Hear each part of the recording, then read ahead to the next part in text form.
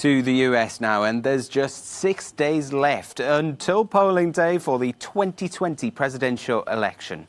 More than 71 million citizens have already cast their votes.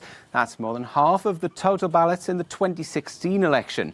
President Donald Trump is campaigning in Arizona, where his Democratic rival Joe Biden maintains a small lead. Biden also voted early, speaking in his hometown of Delaware, home state of Delaware even. He reiterated his support for face masks, saying wearing one is not political but patriotic. Well, let's go to Washington, D.C., to our reporter Ray Suarez, who has the latest on the election campaign. Hello to you, Ray. So we're hearing there Joe Biden's already cast his ballot, and this rise of early voting has really turned this election into a month-long event. What could that mean, though, for results morning? Well, it's become much harder to handicap a race and to understand the shape of a race in its final days when so many votes, as you mentioned, have already been cast. Obviously, once they've been cast, they can't be changed.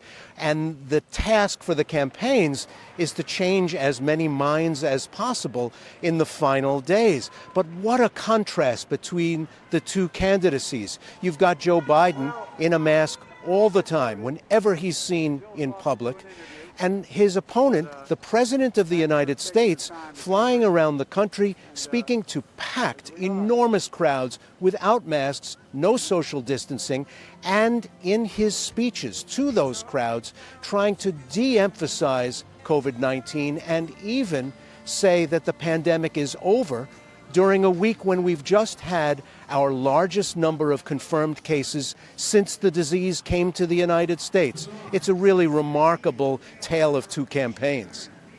Yes, you're right there, because Trump does like to hold these big rallies. And we also know that Biden prefers smaller events, more socially distanced. What can we read into the different types of campaign styles that both candidates have adopted?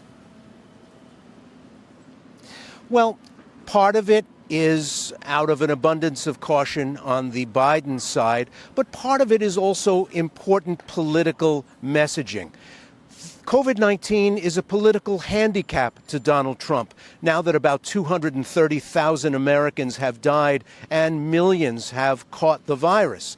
He knows it's a handicap. It's in his interest to de-emphasize it as a campaign issue and try to talk to Americans about what the country was like, what shape the economy was in before the disease got here. Joe Biden, on the other hand, is emphasizing how strong, consistent, calm leadership might have done a different job for the country if the virus had been handled differently. He's offering himself as the alternative and implicitly keeping COVID-19 in play as an issue every time he turns up on a national broadcast wearing a mask, in contrast to the President of the United States, who almost always refuses to do so. Oliver? Ray Suarez joining us there from Washington, D.C. Thank you very much indeed.